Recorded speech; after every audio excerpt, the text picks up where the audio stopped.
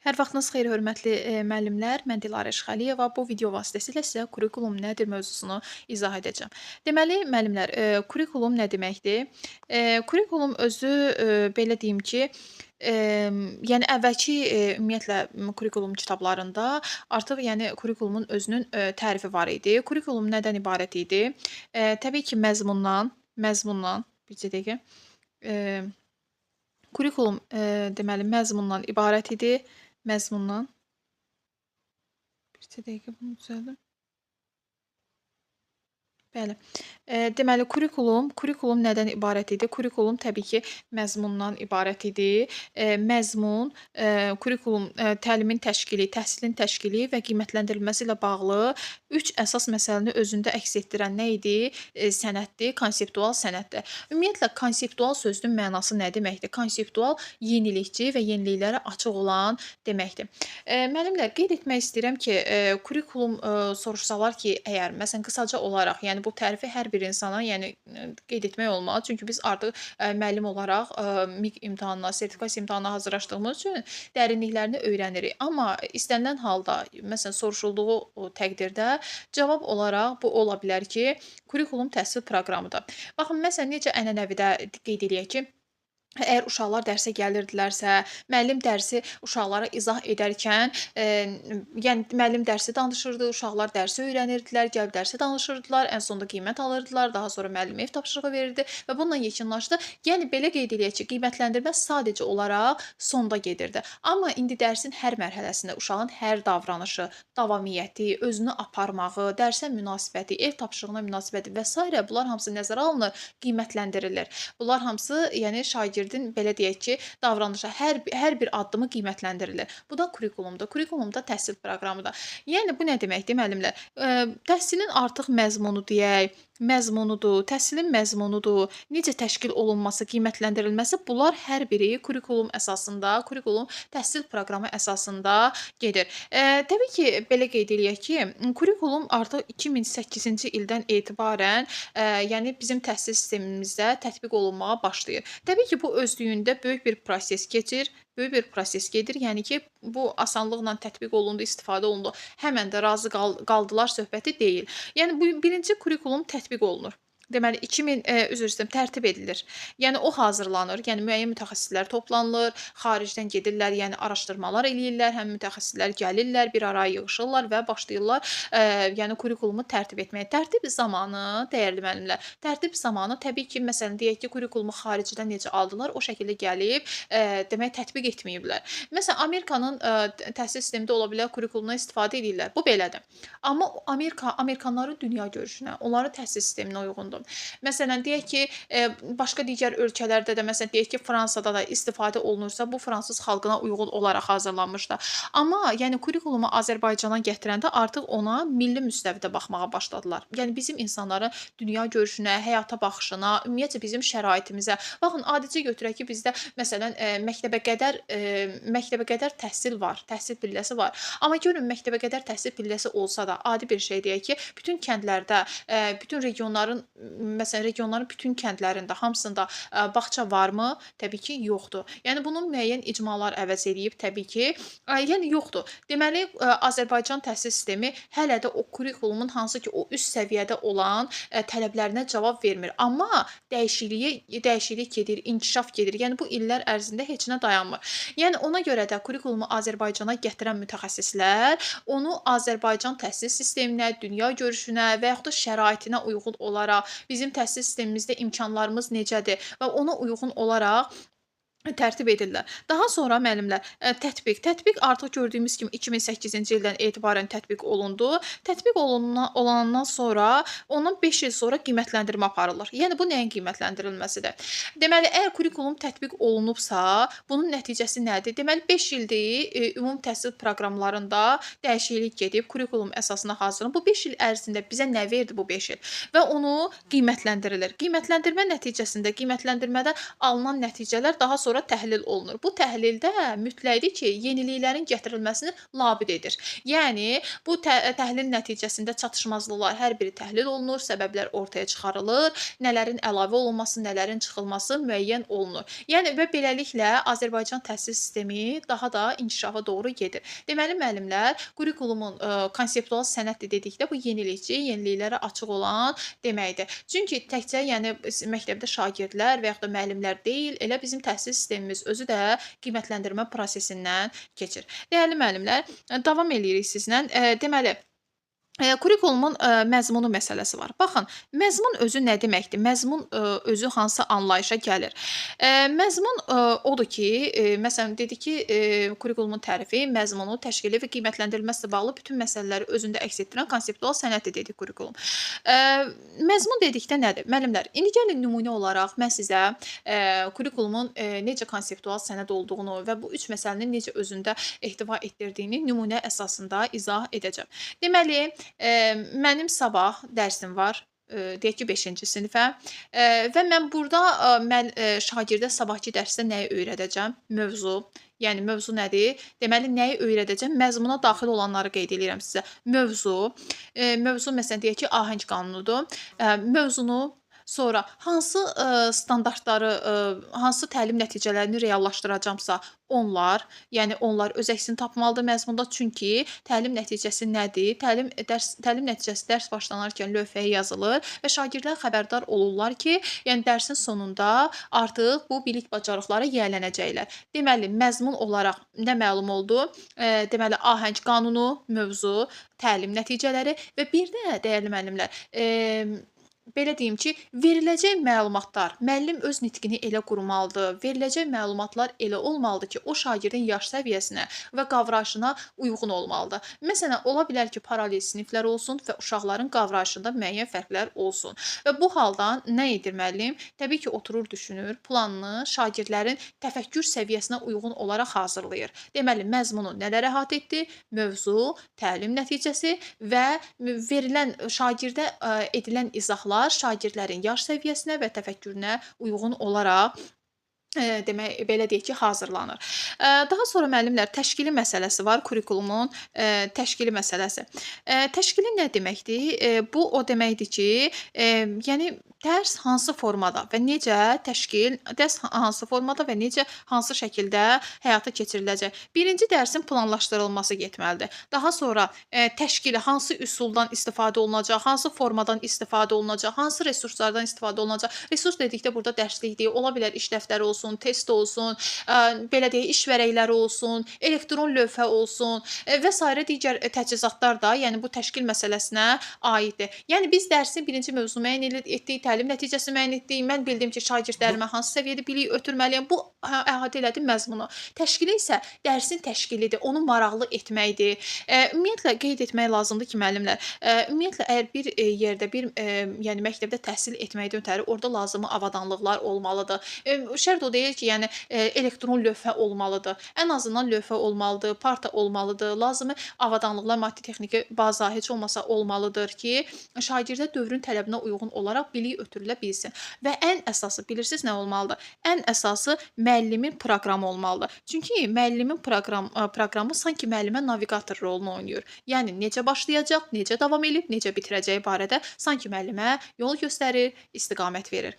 Dəyərli müəllimlər, dedik ki, dərsin planlaşdırılmasıdır, dərsin təşkilidir, hansı formadan istifadə olunub, hansı resurslardan istifadə olunub, bu kimi metodik vəsaitdir və s. bunlar daxildir dərsin təşkilinə.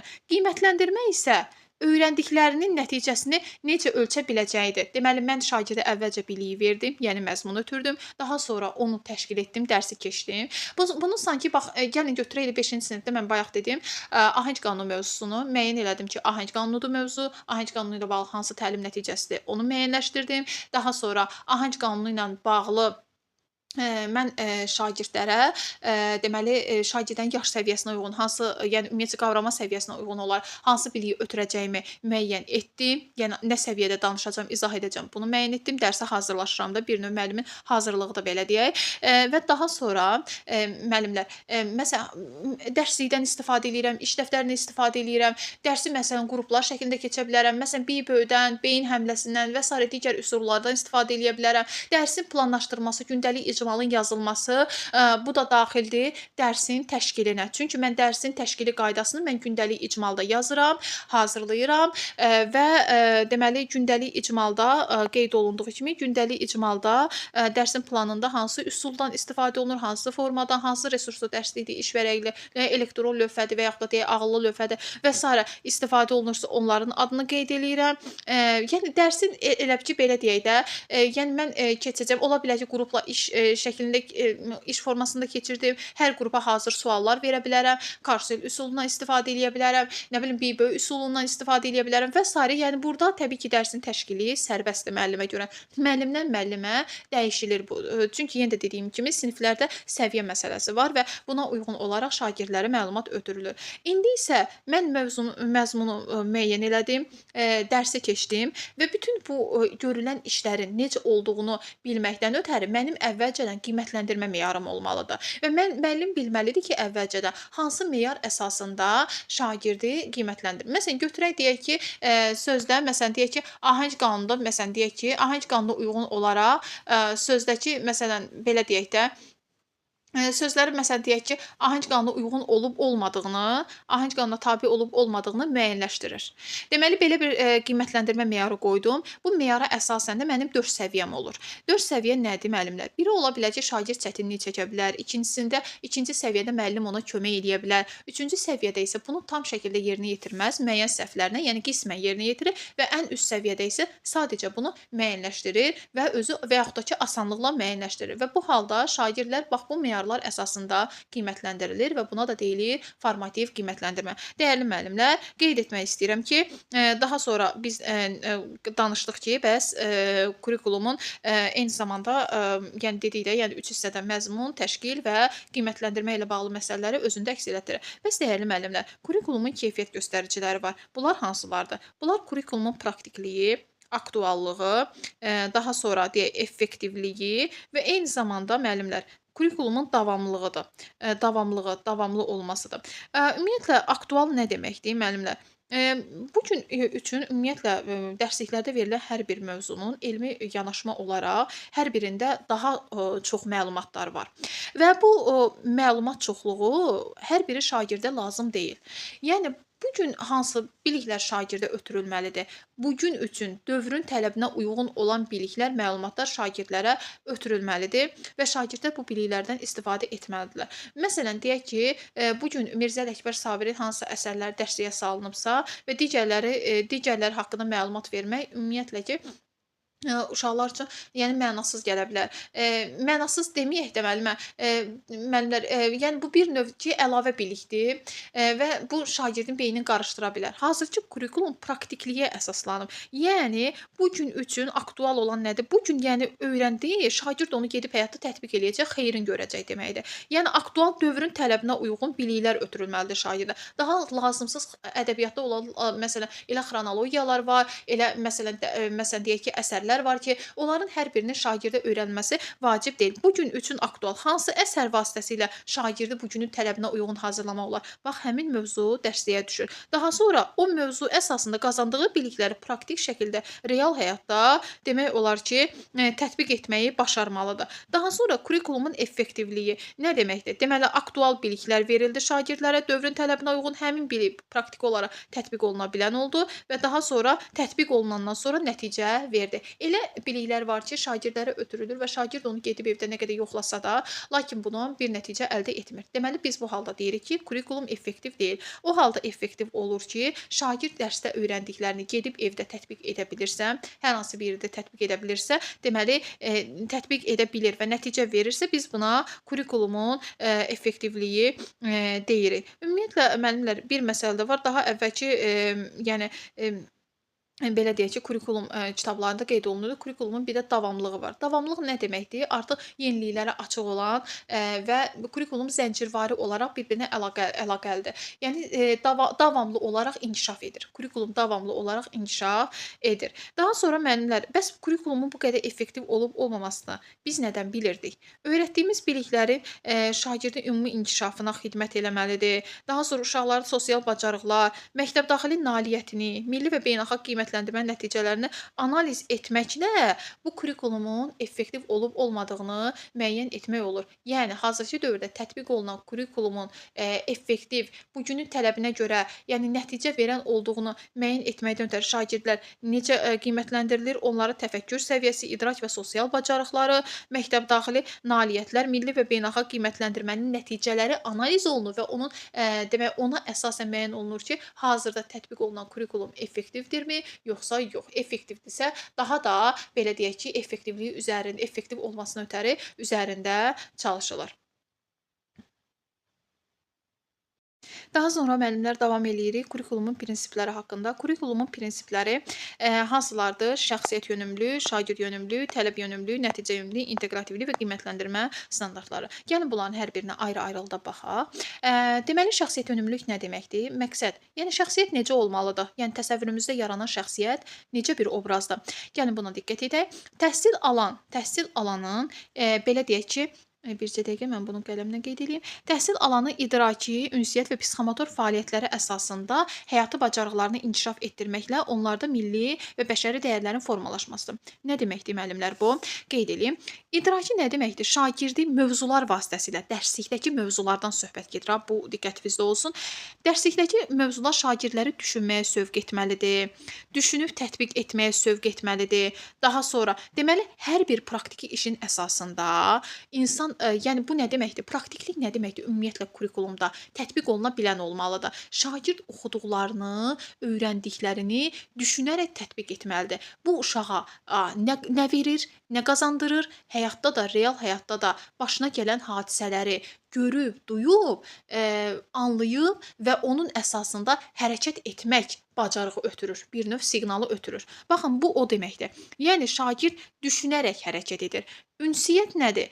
İdraki taksonomiya, yəni belə idraki taksonomiya mövzusuna toxunur. Əgər uşağın idraki, dərrakəsi inkişaf edirsə, ünsiyyət prosesində də bu özünü göstərəcək. Ünsiyyət nə deməkdir? Kimləsə ünsiyyət qurursunuz, yaxınlıq edirsiniz, münasibət qurursunuz. Ünsiyyət prosesində söylənilən, fikir söyləyən insanın fikirlərinə münasibət bildirməkdir, onları dinləməkdir, anladığını nümayiş etdirməkdir və yəni onun nitqinə uyğun cavabı verməkdir və s. Bu olur ünsiyyət. Eyni zamanda ünsiyyət prosesində tolerantlığı qorumaq lazımdır. Yəni dözümlüyü qorumaq lazımdır. Bu da olur ünsiyyət prosesi. Psixomotor isə dəyərli müəllimlər, hərəki bacarıqlardır. Şagirdlərin məsələn şəkil çəkməyidir, belə deyək ki, müəyyən hərəkətləridir, yazı yazmaqdır. Hərəkətlə bağlı olan anlayışları baxın biz psixomotor fəaliyyətlərə aid edirik. Deməli müəllimlər, şagirdlərdə bir şəxsiyyət kimi formalaşmasından ötəri bax mütləq idraki, ünsiyyət, psixomotor. Yəni bir şəxsiyyətin yetişməsində bax bu üç anlayışın o qədər böyük rolu var ki,